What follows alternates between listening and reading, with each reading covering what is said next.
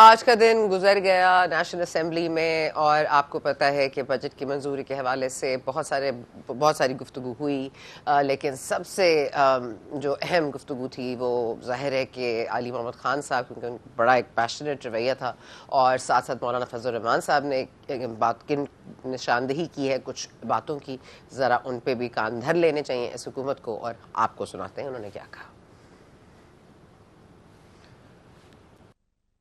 اللہ کے 100 ناموں کے نیچے ہم سب اس بات کا عہد کرتے ہیں، آپ ہو یا ہم ہو، ہم اس بات کا عہد کرتے ہیں یہ پاکستان ہماری ماں ہے، اپنی ماں سے زیادہ اس پاک سرزمین کے وفادار رہیں گے۔ اور اس کے بعد قائد اعظم بیرسٹر محمد علی جناح نے جو باتیں کی تھی، میرے بڑے بھائی طاہر صاحب بیٹھے ہیں، لاء میں میرے سینئر ہیں، قابل احترام ہیں، اگر ہم ان کی گفتگو پہ جاتے، ان کے فرمودات پہ جاتے، یقین کیجئے پاکستان آج سپر پاور ہوتا، اور یہ بنے گا جس طرح صوفی محمد برکت علی صاحب فرمایا کرتے تھے، وہ کہتے تھے تمہیں جنگل میں تنکے چنتا ایک ملنگ یاد آئے گا، جب وہ کہا کرتا تھا ایک وقت آئے گا کہ دنیا کے فیصلے پاکستان اور اسلام آباد کی ہار نہ میں ہوں گے، لیکن اس کے لیے ہمیں کھڑا ہونا ہوگا، مضبوط ہونا ہوگا۔ اس آدمی نے کہا تھا جناح صاحب نے کہ مسلمان مصیبت میں گھبرایا نہیں کرتا، تو پھر انہوں نے آپ کو آگے کی ڈائریکشن بھی دی، حکومت کیسے کرنی ہے، فائنانس کیسے چلانا ہے، لاء منسٹری کا کیا کام ہے، بیوروکریسی نے کیا کرنا ہے، آرمڈ فورسز نے، جس کو ہم اسٹیبلشمنٹ کہتے ہیں، آرمڈ فورسز نے کیا کرنا ہے، سیاستدانوں نے کیا کرنا ہے۔ میں مقدمہ جمہوریت میں آگے بڑھنے سے پہلے بجٹ 2024 پہ ایک بات کرتا ہوں، جو بھی حکومت آتی ہے، جو کرنے والا کام ہے وہ اس کی طرف ہم نہیں جاتے، ہم کہیں گے برا بجٹ ہے، یہ کہیں گے اچھا بجٹ ہے، لیکن اس آدمی نے 1948 میں یہ بات کی تھی، اسٹیٹ بینک آف پاکستان کو سپیچ کرتے ہوئے کہا تھا، اور یہ بات پاکستان کی فائنانس منسٹری 75 سال سے اپنے ویب سائٹ پہ، اپنے سینٹرل آفس میں، جب Asad Umar minister for finance ہوا کرتے تھے، ہم جب جاتے تھے میں دیکھتا تھا وہاں بڑا لکھا ہے، ہمایوں صاحب، اورنگزیب صاحب، بڑا لکھا ہوا ہے، قائد اعظم نے سن 48 میں فرمایا، مفہوم ہے تقریباً، الفاظ ایسے ہی ہیں تقریباً، کہ I shall watch، state bank کو کہہ رہے ہیں کہ I shall watch with keenness the work of your research organization in devising the banking principle according to Islamic banking system، ایسا ہی ہے، اور اس میں وہ یہ بھی کہتے ہیں Honorable Finance Minister صاحب کہ the Western economic system has given the world nothing but 2 world wars۔ تو انہوں نے ہمیں راستہ کیا دیا، راستہ یہ دیا کہ آؤ دنیا کو ربا فری، سود سے پاک معیشت۔ جی، آپ نے گفتگو سنی علی محمد خان صاحب کی، اور ظاہر ہے فضل الرحمان صاحب جو کہ دوسرے اپوزیشن کے لیڈر ہیں، ان کی گفتگو بھی آپ کو سنائی دیتے ہیں۔ اپنے شرائط لگائیں، لیکن ان کے لیے قابل برداشت بھی تو ہوں، قابل عمل بھی تو ہوں۔ بس ملک سے وفاداری اور حب الوطنی کا دعویٰ، اس پر آپ قبضہ کر لیتے ہیں، اور جب آپ سے کوئی اختلاف رائے کرتا ہے پھر آپ ملک کے دشمن ہیں، آپ تو ملک کو کمزور کرنا چاہتے ہیں۔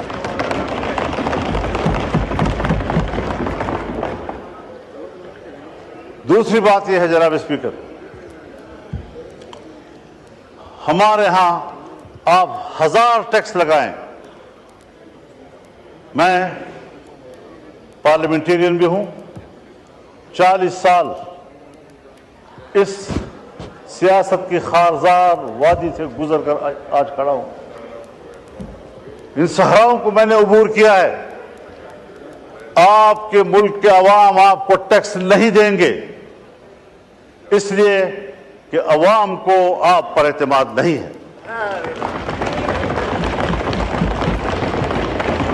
اور یہ بات میں کسی ایک پارٹی کے لیے نہیں کہہ رہا ہوں۔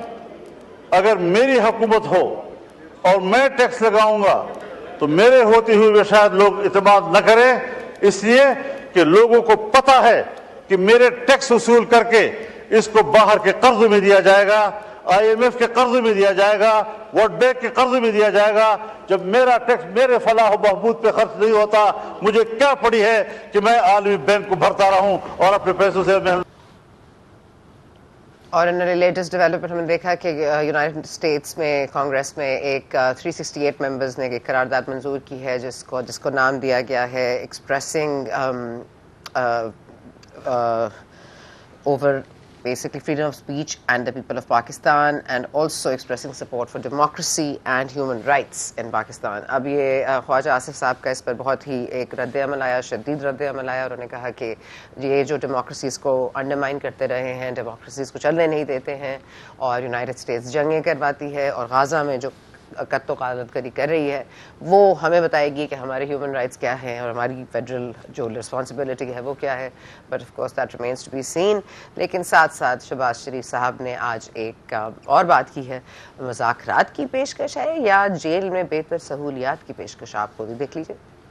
اسپیکر, آج اگر ان کے بانی کو اگر وہاں پر کوئی مشاکل مصائب ہیں, مشکلات ہیں تھا, جب سیاستدان ایک دوسرے کے دکھ اور سکھ میں شریک ہوتے تھے.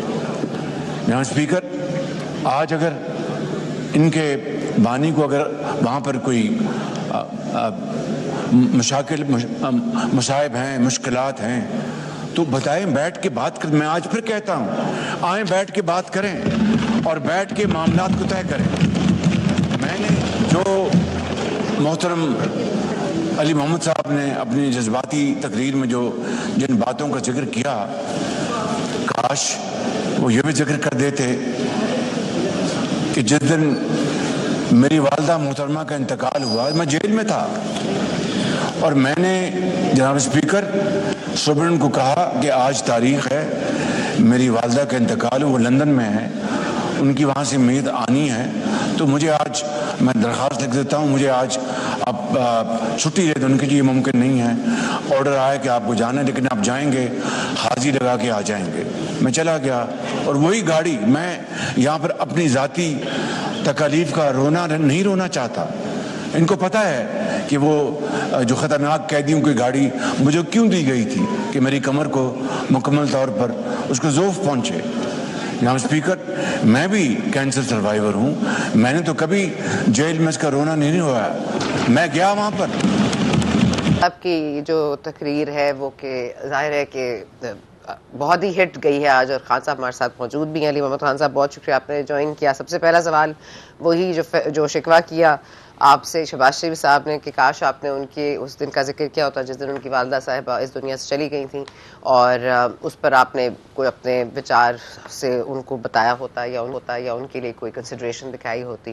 تو پہلے تو شہباز شریف کو آپ کو جواب دے دیں, پھر آگے چلتے ہیں. بسم اللہ الرحمن الرحیم. اللہم صلی وسلم وبارک علی سیدنا محمد وعلی آل محمد.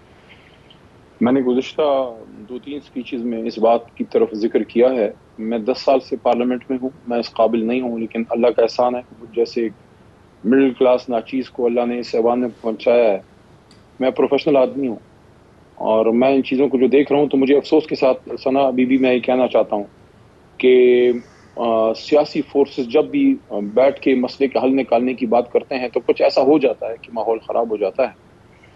اور یہ بھی حال ہی میں آپ نے دیکھا, عمران خان صاحب نے تو جیسی حکومت نے مذاکرات کی بات کی, خان صاحب نے کمیٹی بنا دی, اس میں اسد وہ تھے, اپنا علی گنڈاپور تھے, اور اس میں شبلی فراز صاحب تھے, اور عمر ایوب بھائی تھے. اس کے بعد حکومت کی طرف سے کوئی پیش رفت نہیں ہوئی. لیکن پھر کچھ دن بعد آج میں نے اسمبلی فلور پہ, محترم شہباز شریف صاحب موجود تھے, میں نے یہی بات کی کہ خان صاحب نے تو دیکھیں, ان کے رانا ثناء اللہ صاحب نے کہا مذاکرات, زرداری صاحب نے بھی کہا, خان صاحب نے کمیٹی بنائی, اور اس کے بعد آپ نے دیکھا کہ جیسی مذاکرات کی باتیں چل پڑی, کوئی 10-15 دن باتیں ہو رہی تھیں, اور اس دوران پھر رؤوف حسن صاحب کے ساتھ وہ واقعہ ہوا, ان کے جو شہرک پہ اٹیک ہوا. اب آپ کو, مجھے بھی پتا ہے کہ مطلب اندازہ ہے سب کو, وی آر ویری کلیئر کہ جو جن حضرات نے اٹیک کیا تھا تو وہ ان سے کیا, رؤوف حسن صاحب کی کیا ناراضگی تھی؟ 7 پشتوں کی لڑائی تو نہیں تھی نا جی, تھرڈ جو جنس ہیں ان سے. تو ظاہر ہے کہ کسی طرف سے کوئی پریشر, تھریٹ ہی تھا, کچھ تھا. کوئی میسج دینا تھا رؤوف حسن صاحب کو یا ہماری جماعت کو. لیکن اس کے بعد آپ نے دیکھا کہ مذاکرات کا ماحول بتدریج خراب ہوا. میں خود خان صاحب سے ملا جیل میں, ابھی 2-3 ملاقاتیں جو بھی میری ماضی قریب میں ہوئی ہیں, ایک عید سے پہلے ہوئی, عید کے بعد میں نہیں مل پایا. 2 کنٹینیوس ملاقاتوں میں نے 2 دفعہ ان سے مذاکرات کے بارے میں پوچھا, اور دونوں ہی دفعہ آخری بار بیرسٹر گوہر کی موجودگی میں خان صاحب نے کہا کہ دیکھیں مذاکرات اگر ہوں تو میننگ فل ہوں اور 2 نکات پہ ہوں, اسیران کی رہائی اور مینڈیٹ کی واپسی. آج جب میں نے یہ بات کی ہے تو میاں شہباز شریف نے, حالانکہ وہ وزیر اعظم ہے لیکن ہم تو ان کو مدعا یہ ہے نا کہ we don't consider him as a form 45 PM. ہم سمجھتے ہیں کہ جماعت نے 17 سیٹیں, آج تو ان کے سامنے میں نے کہا کہ ہم سمجھتے ہیں کہ آپ نے, میاں نواز شریف صاحب نے, مریم بی بی نے, حسن اقبال صاحب, سارے آپ سب سیٹیں ہارے ہوئے ہیں, آپ فارم 47 کے ہیں. اب اس کا فیصلہ کدھر سے ہوگا؟ اس کا فیصلہ کسی کمیٹی سے ہوگا, سپریم کورٹ سے ہوگا, جس میں ہماری 184 کی پٹیشن پڑی ہے. وہ تو چیف جسٹس صاحب کو بھی میں مختلف فورمز پہ استدعا کر کے میں تو نہیں تھکتا, سب کو پتا ہے میں آخری دم تک کھیلنے والا آدمی ہوں. لیکن میں نے یہ بات کی ہے کہ آپ کے فورم پہ موجود ہے, آپ نے کہا تھا کہ پتھر پہ لکیر ہے, تو پتھر پہ لکیر کے اوپر فارم 47 کی چنائی کس نے کی؟ آپ نے کہا تھا کہ 8 فروری کے الیکشن پتھر پہ لکیر ہے. تو آج جب میاں شہباز شریف صاحب نے یہ بات کی کہ مذاکرات کی, تو دیکھیے انہوں نے مذاکرات کی بات کی ہے. اب ظاہر ہے آخری فیصلہ عمران خان صاحب نے کرنا ہے, نہ میں نے کرنا ہے, نہ عمر ایوب صاحب نے کرنا ہے, نہ بیرسٹر گوہر نے. تو یہ جو انہوں نے بات کی ہے یہ خان صاحب تک پہنچ جائے گی, یا چیئرمین پہنچا دیں گے, گوہر صاحب یا عمر ایوب صاحب, یا میری اگر ملاقات ہوتی ہے تو میں ان کو کہہ دوں گا کہ میری سپیچ کے جواب میں شہباز شریف صاحب نے کہا کہ مذاکرات پہ مسئلہ حل کرتے ہیں. اب دیکھتے ہیں پھر خان صاحب کیا کہتے ہیں. حکومت, ابھی میں نے جاوید چودھری صاحب کو بھی یہ بات کی ہے, آپ کے پروگرام پہ بھی یہ عرض کر رہا ہوں کہ اگر حکومت سنجیدہ ہے تو دیکھیے میں خدا لگتی بات کرنی چاہیے, پھر آپ ماحول بنائیں, حکومت ماحول بنائیں. یہ جو آپ لوگوں کو پرچے کاٹ رہے ہیں, اٹھا رہے ہیں, لوگوں پہ جو تشدد ہو رہا ہے, جو سیاسی آزادی نام کی نہیں رہی. پنجاب پاکستان کا سب سے بڑا صوبہ آبادی کا, اور یہ کہا جاتا ہے, میں سیاسی کارکن ہوں اس لیے بات کروں, آج سے نہیں, پارٹیشن سے بھی پہلے سے, پاکستان بننے سے پہلے سے لاہور پورے برصغیر پاک و ہند کا سیاسی کا کوئی فتح ہی نہ لگتا ہے. تو سیاسی گڑھ ہے لاہور میں. آج کوئی آپ ایک جلسہ کرنے کا نہیں سوچ سکتے, ایک ورکر کنونشن کیوں ایسا ماحول بنا دیا گیا ہے. تو اس پہ شہباز شریف صاحب سوچیں کہ اگر آپ واقعی مذاکرات میں سنجیدہ ہیں تو یہ نہیں ہو سکتا کہ آپ ہمارے لوگوں کو اٹھائیں, ان پہ پرچے پنجاب حکومت کرے, ظلم و زیادتی ہو, کوئی سیاسی آزادی نہ ہو, جو جرنلسٹ طبقے کے ساتھ ہو رہا ہے. آپ دیکھیں عمران ریاض کے ساتھ کیا ہوا ہے. یعنی کہ مجھے نہیں پتا, آپ کو شاید پتا ہو, لیکن میں نے کہیں نہیں پڑھا کہ کسی مسلمان کو کسی حکومت نے احرام کی حالت میں احرام کھینچ کے اس کو پٹا دیا ہو, اس کو حج سے روک لیا ہو. عمران ریاض نے کون سا کوئی ہائیڈروجن بم کا دھماکہ کر دینا تھا, اگر وہ حج کر لیتا اب تک شاید واپس بھی آ گیا ہوتا. یہ ساری چیزیں اگر آپ اس کو ملا لیں تو میرے خیال میں شہباز شریف صاحب کی بڑی ذمہ داری بنتی ہے. ایک لفظ میں نے ادا کیا, شاید وہ بہت تلخ تھا, وہ بہت سخت تھا, لیکن وہ ضروری تھا کہ شہباز صاحب آپ کے نیچے یہ سارا ہو رہا ہے.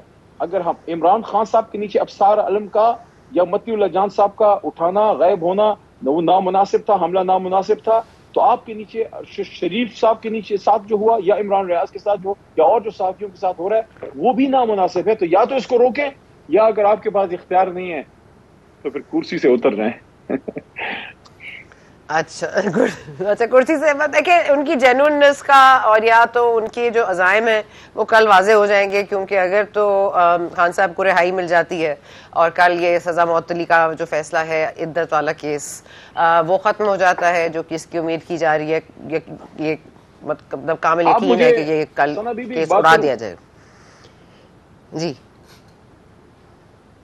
دیکھیں جی, میں کئی دفعہ یہ بات کر جاتا ہوں, دیکھیں I am into my mid 40s, ٹھیک ہے, وہ بھی کراس ہو گیا ہے. تو اس کا مطلب ہے کہ good part of my life is behind me. اوروں کا نہیں میں کہہ رہا, میں تو جو آگے دیکھتا ہوں تو میں تو یہ دیکھتا ہوں کہ یہ جو میرے بچے بڑے ہو رہے ہیں اس ملک میں انہوں نے رہنا ہے, کیونکہ میرے تو نہ اتنے احساس ہیں. میں تو دیکھیں ہر کوئی, میں اپنے بچوں کی جنگ لڑ رہا ہوں, میں کسی پہ احسان نہیں کر رہا. میں چاہ رہا ہوں میں جب مروں, جب اس دنیا میں نہ ہوں, تو میں پاکستان کو ایک ایسا ملک بنا کے چھوڑ جا چکا ہوں جہاں میرا بیٹا عثمان یا میری بیٹی مانور عزت سے رہ سکیں. اور یہ سب کی خواہش ہے کہ ہمارے بچے, ہم سب کے بچے اس ملک میں عزت سے دال روٹی کما سکیں, کوئی پڑھ سکیں, کوئی عزت کما سکیں, کوئی نام بنا سکیں. اس کے لیے ضروری ہے کہ ہم ماحول ایسا بنائیں. جو اس وقت جو ماحول ہے وہ کوئی ماحول نہیں ہے. دیکھیں اس وقت بالکل, آپ مجھے بتائیں یہ کتنی بڑی ہپوکریسی ہے. Are we a nation of hypocrites کہ ملک کا وزیر اعظم وی پی این لگا کے ٹویٹ کرتا ہے ادھر سے D G I S P R صاحب وی پی این لگا کے کوئی بات کرتے ہیں, اپوزیشن لیڈر صاحب وی پی این لگاتے ہیں. پتہ نہیں ججوں کا تو مجھے نہیں پتا, کوئی توہین عدالت نہ ہو جائے تو میں وہ بات نہیں کرتا. ہم کیا کر رہے ہیں, ہم کدھر جا رہے ہیں, ہم پاکستان کے ساتھ کیا کرنا چاہتے ہیں؟ What do we want to make out of this اچھا Pakistan? چلے اب یہ What a beautiful, چلے کل معاملات کلیئر ہو جائیں گے نا کہ کتنی سنسیئرٹی ہے بات چیت کی, کیونکہ میرا خیال ہے الفاظ تو یہ ہیں شہباز شریف صاحب کے کہ اگر ان کو کوئی مسائل ہیں جیل کے اندر تو وہ ایڈریس کیے جا سکتے ہیں, اور دوسرا یہ کہ کل عدت والا معاملہ بھی ہو جائے گا, اور کل سنی اتحاد کونسل کی سیٹوں والا معاملہ بھی. ہاں جی دیکھیں میری بات سنیے, وہ جو میں بات کر رہا تھا نا, جو میں نے ابھی شروع کی ہے, وہ اس کی کنٹینیوشن میں ہے. یہ بات وہ یہ ہے, دیکھیں 1500 سال کی اسلامی تاریخ میں زنا پہ سزا ہم نے سنی تھی, نکاح پہ سزا شاید پہلی بار یہ حکومت, اور یہ حکومت سب کو پتہ ہے حکومت کتنی چاہ رہی ہے, جو چاہ رہے ہیں وہ بھی سب کو پتہ ہے. تو کیوں حکومت ایسا ہونے دے رہی ہے, یہ کیوں ایسا ہو رہا ہے, یا وہ کچھ لوگ ایسا کیوں کر رہے, ساری چیزیں کوشچن مارکس ہیں. دیکھیے اگر آپ نے کسی پرائم منسٹر یا کسی چیف ایگزیکٹو کو, for that matter of any department, آپ نے پروسیکیوٹ کرنا ہے, chief executive of the country, آپ اس کو اسٹیٹ کرافٹ میں پکڑے نا. اگر اس نے مال بنایا ہے, اس نے راز بیچے ہیں, اس نے ملک کو داؤ پہ لگایا ہے, اڈے شڈے دے دیے ہیں, کوئی تباہی پھیر دی ہے, کوئی کرپشن کر دیا, کوئی جائیداد بنا لی ہے, کوئی نوکریاں بیچ دی ہیں, کوئی لوگوں اپنے رشتہ داروں کو نواز دیا ہے, کوئی ملک سے باہر اثاثے بنا. ایک آدمی کی پرائیویٹ لائف ہے, اور اسلامک جو فقہ ہے, میں I am not a scholar لیکن تھوڑا سا پڑھا ہوا ہے, وہ یہ کہتی ہے کہ this is very personal matter between husband and wife, جس میں وائف کا جو ہے وہ آخری ہوتا ہے کہ اگر وائف سمجھتی ہے, خاتون سمجھتی ہے کہ اس کا وہ جو ہے عدت ہو گئی ہے پوری, تو وہ کسی کا اس میں کوئی, اب ایک ایکس ہسبینڈ کو پتہ نہیں شادی کے 5 سال بعد یاد آ گیا کہ جناب عدت میں کچھ, تو آپ سوئے ہوئے تھے, آپ پہلے خواب خرگوش میں تھے. عمران خان تو جب وزیر اعظم بنے, شادی تو ان کے ہوئے بھی تقریباً پتہ نہیں سال یا کتنا 6-7 مہینے شاید ہو گئے تھے. وزیر اعظم کی کرسی سے اترنے کے بعد بھی ان کو 2 سال خیال نہیں آیا, یہ تو 7-8 مہینے پہلے خیال آیا. اس کا مطلب ہے کہ جیسے ہی وہ گرفتار ہوئے ہیں, یہ محترم جو ہیں, نام پتہ نہیں, ضروری بھی نہیں ہے, کوئی اتنا خاص نام نہیں ہے کہ میں اس کو میڈیا پہ لوں اس آدمی کا, لیکن جیسے ہی وہ گرفتار ہوا ہے بندہ, اس کا پتہ نہیں کدھر سے سافٹ ویئر آئی فون 17 اس پہ انسٹال ہو گیا ہے, اچانک اس کو یہ سارا کچھ یاد آ گیا ہے, اور بھائی اب آپ کو یاد آئے. تو یہ ساری چیزیں, اس کا مطلب ہے کہ عمران خان وزیر اعظم کے خلاف آپ کو نہ کرپشن ملا, نہ آپ کو ابیوز آف پاور ملا, نہ ظلم ملا, نہ کچھ مس اپروپریشن ملی. آپ کو ملا تو لے دے کے عدت ملی, جو انشاءاللہ کل آپ کو اس کا رزلٹ مل جائے گا. اگر میرٹ پہ فیصلہ ہوتا ہے تو اس کیس میں کچھ بھی نہیں ہے. جی میں یہی پوچھ رہی تھی کہ ان کی سنسیئرٹی کا اندازہ اسی سے ہوگا کہ کل اس کے باوجود یہ کوئی اور کیس نہ دھر دیں, جیسے مجیب الرحمان والا کیس چل رہا ہے, اس کے اوپر بات چیت ہو رہی ہے, اور اب آپ کو پتہ ہے نیب کے لیے آرڈیننس بھی آ گیا ہے, پریزیڈنشل آرڈیننس, وہ اب 40 دن رکھ سکتے ہیں. تو یہ عین ممکن ہے کہ کل خان صاحب کو رہائی نہ ملے. تو آئی ایم جسٹ سیئنگ کہ ان کی سنسیئرٹی, مجھے اعتراض ہے تھوڑا سا, اور نوجوان پہ بھی. کیا خان صاحب جو ہے وہ گڑبڑی پھیلائیں گے؟ کیا خان صاحب کیا کریں گے اگر وہ باہر آتے؟ پہلے کیا کیا تھا خان صاحب نے کیا؟ اور دوسرا حل بھی ہے, دوسرا حل یہ ہے کہ پھر خان صاحب کو آپ نے اندر کیا ہوا ہے نا, تو یہ جو ہم باہر پھر رہے ہیں ہمیں نہیں باہر پھرنا چاہیے. یہ ہم 80-90 جو مرکز میں بیٹھے ہیں, 92-93 میں پنجاب میں بیٹھے ہیں, تو ان کو جیل میں ڈالیں. خیبر پختونخوا میں آپ گورنر راج لگائیں, گنڈاپور کو کالا پانی بھیجیں, بالکل پی ٹی آئی کو ختم کریں, ان کو جیلوں میں چنوا دیں, اور آرام سے پھر آپ حکومت کریں. لیکن ایک مسئلہ ہوگا, قوم نکل آئے گی پھر آپ کے پیچھے, پھر آپ کو بچنے کا موقع نہیں ملے گا. یہ میں بتا دوں, قوم کے بھی صبر کا پیمانہ لبریز ہو رہا ہے. یہ آپ دھمکی دے رہے ہیں یا مجھے حل بتا رہے ہیں سر؟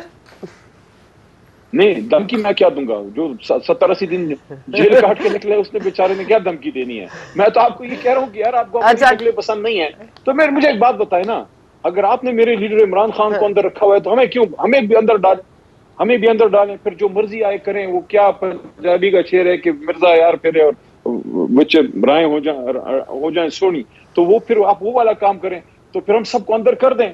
یا پھر اب میرٹ پہ چلیں, خان صاحب کو آنے دیں, ان کے کیسز ختم ہیں, شاہ محمود قریشی کو آنے دیں, ذمہ دار لوگ ہیں. Let's take Pakistan forward.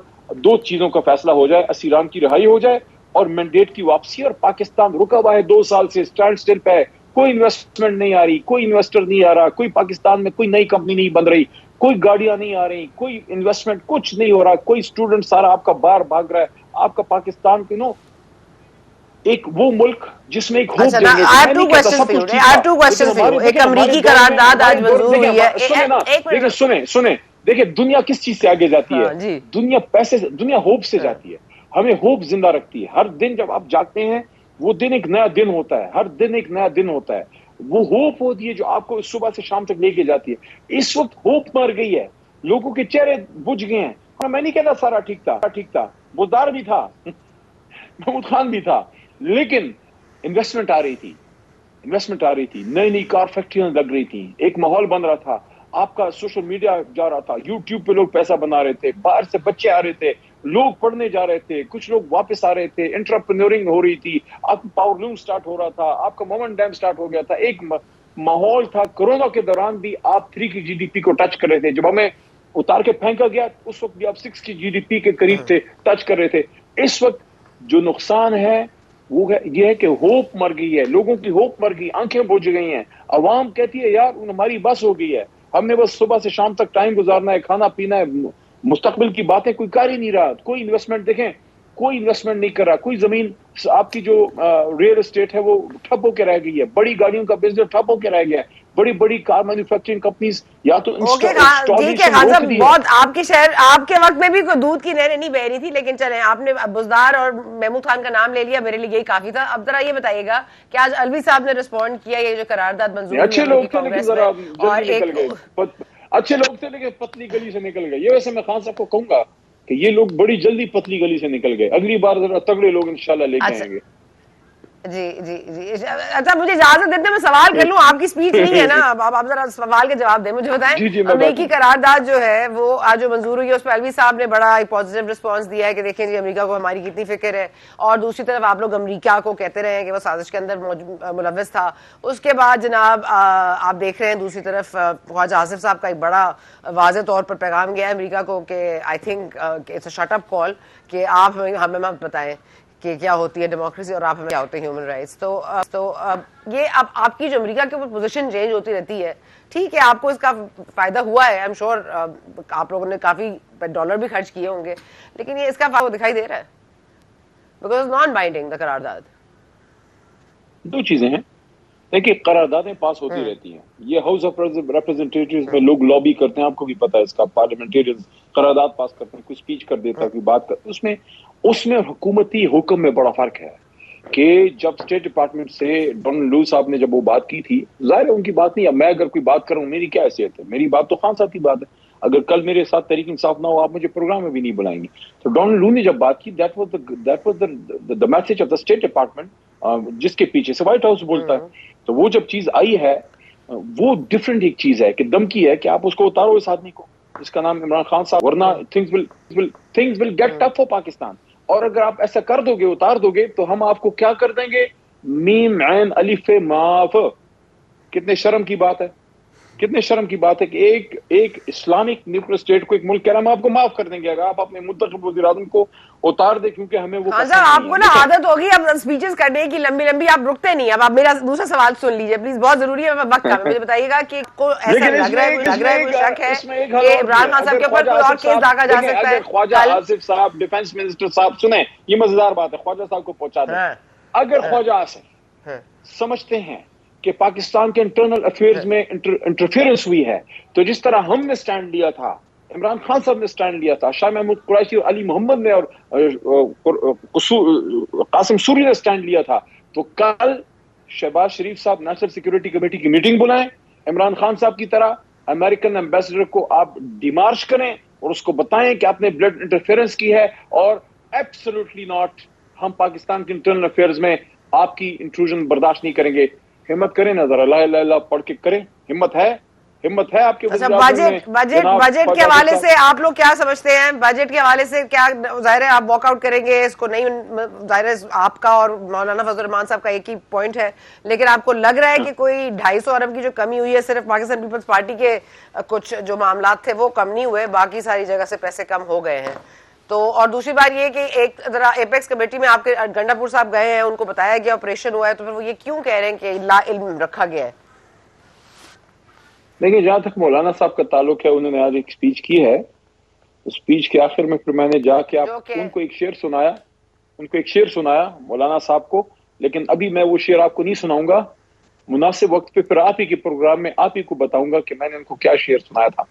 لیکن جہاں تک دوسری بات مولانا ہے, صاحب کو دیکھیے ہم سن بھی نہیں سکے, ان کی تو لائیو نشریات بھی نہیں آ سکی, وہ تو ان کو سینسر کر دیا. وہ تو انہوں نے مجھے بھی بلیک آؤٹ کیا تھا. میرے سے ان کو کیا خوف ہے, ایک شریف آدمی سے ان کو کیا خوف ہے, پتہ نہیں. میں تو کبھی ایسی ویسی بات بھی نہیں کرتا. آپ کو تو اللہ کے 100 نام بھی, میں بڑی امپریس ہوں آپ سے, آپ کو تو بالکل ازبر یاد تھے ماشاءاللہ. چلے وہ تو بچپن میں کبھی, یار مجھے کیا پتا تھا میں نہیں بنوں گا پھر اللہ کے 100 نام ہو. یہ تو میں ویسے ہی ایک دفعہ ہر 5 سال میں پڑھتا ہوں تاکہ ہم سب کو تھوڑا چلے احساس اچھا ہو کہ بتا بھئی دینا اللہ. کہ کوئی شک ہے کہ نیا کیس بنے گا خان صاحب پہ مجیب الرحمان والا, یا آپ کو لگ رہا ہے کوئی اور معاملات ہوں گے کل, یا آپ سمجھتے ہیں کہ everything will be good? دیکھیں نہیں ہونا چاہیے. میں کوئی بدشگونی کی بات نہیں کرتا. میں یہ کہتا ہوں شک کہ ہے آپ اللہ کو, کرے کہ ہونا چاہیے نہیں ہونا چاہیے اس کو چھوڑ دینا. آپ بتائیں, آپ کو شک ہے؟ اللہ کرے کل شام عمران خان صاحب بنی گالا ہوں. اللہ کرے ملک آگے چل پڑے گا, ملک اللہ آگے کرے. چل پڑے گا چلے آج پی انشاءاللہ. ٹی آئی کہا ہر سپورٹر جانے وہاں سے بیٹھ جائے اور ان کے لیے دعا کرے. ٹھیک ہے, بہت شکریہ علی محمد خان صاحب, آپ نے آج کل بہت اسپیچز کرنے کو. اینڈ ویلکم بیک ٹو گونج. ہم پہلے ایک اپوزیشن جماعت کے لیڈر سے بات کر رہے تھے, اب ہم دوسری اپوزیشن لیڈر کی جماعت سے بات کریں گے. جے یو آئی کو ریپرزینٹ کرتے ہیں سینیٹر کامران مرتضیٰ صاحب. ان سے کچھ آئین کے حوالے سے بھی سوال ہوں گے, کچھ قانونی نکات ہیں جن پر ہم نے نظر ڈالنی ہے. لیکن سب سے پہلے کامران مرتضیٰ صاحب, آج جو اسپیچ کو سینسر کیا گیا مولانا صاحب کی, اور جس حد تک میں اس کو دیکھ سکی اس میں ایسی کوئی بات تھی نہیں جو پہلے انہوں نے کی نہ ہو, اور جو کم از کم نشر ہوا ہے اس میں بھی ایسی کوئی بات نہیں تھی. تو ایک تو یہ جو جمہوریت پہ اور فریڈم آف ایکسپریشن کے اوپر پھر امریکہ جب قرارداد لاتا ہے تو پھر ٹھیک لاتا ہے. بالکل. آپ دنیا میں اس حد تک تنہا ہو جائیں گے, جو کچھ لگ رہا ہے جو ہماری حرکتیں ہیں, آپ دنیا میں اس حد تک تنہا ہو جائیں گے کہ لوگ آپ کو جو ہے اس کے بعد نفرت, عزت کی نظر سے تو آج بھی نہیں دیکھتے, مگر اس کے بعد نفرت کی نظر سے شاید دیکھا کریں گے. اور یہ سب کچھ جو کچھ ہو رہا ہے یہ حکومت کی وجہ سے, ہمارے اداروں کی وجہ سے ہو رہا ہے. اور ہم اتنی تیزی سے زوال پذیر ہیں کہ اس کے لیے کم از کم مجھے ڈر لگتا ہے اب کہ اللہ پاک اس ملک پہ رحم کر لے.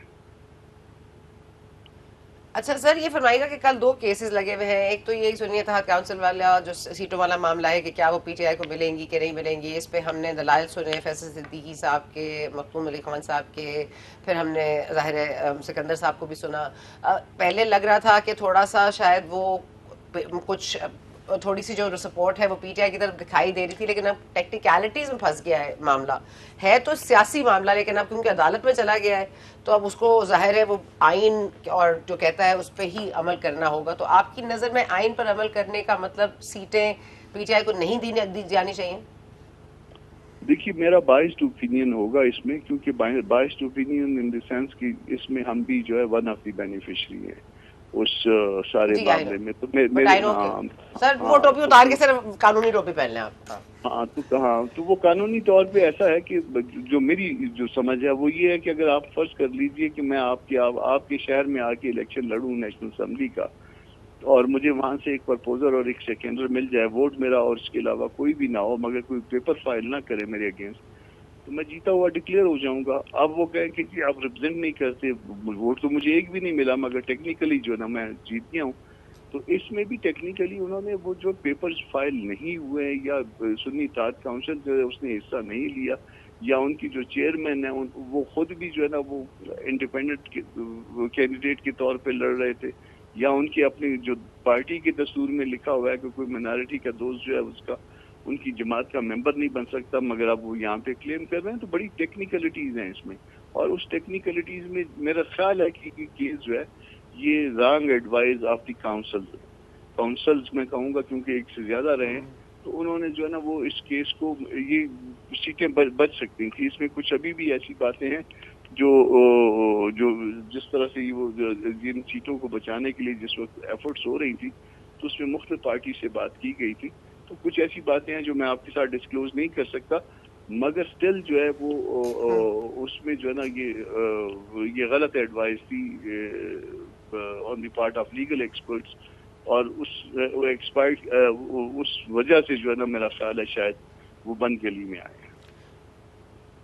اور اس غلطی کی سزا یہی ہوگی کہ یہ سیٹیں ان کو نہیں ملیں گی، لیکن یہ سیٹیں جن کا مینڈیٹ ہے ان کو نہیں ملیں گی تو ان کو ملیں گی جن کو مینڈیٹ نہیں تھا. ظاہر ہے یہ سیٹیں ان کی بنتی ہیں لیکن انہوں نے غلطی کر لی. کیا یہ غلطی معافی کے لائق نہیں ہے؟